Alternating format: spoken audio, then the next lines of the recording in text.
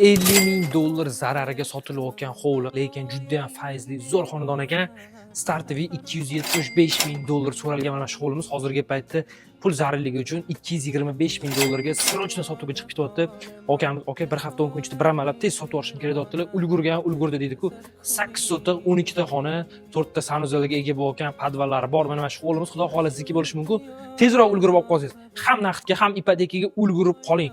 Bu yoq tarafda yashil hududlarni ko'rib turibsiz. O'zi 4 burchakini tushayotgan mana shu hovlimiz, ko'rib turganingizda bir etaj, bir aylana uylarni ko'rib turibsiz. Ichkari remont holatlarini ko'rib turibsiz.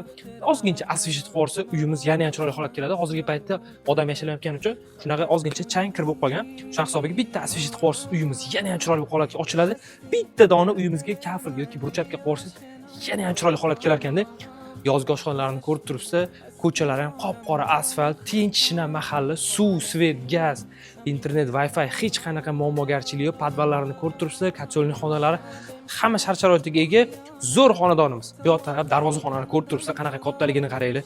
Bemalol 3 ta, 4 ta mashina kirib qo'ysangiz bo'ladi. Uyimiz haqiqatan o'zi juda ham katta, hashamatli, chiroyli qurilgan 12 ta xonadan iborat etganimizda 8 sotix yer maydoniga tushyapti. Pachti yer hisobida olib ketyapti. Orientir qiziq bo'ladigan bo'lsa, Toshkent shahar Sergeli tumani Xonobod mahallasida joylashyapti.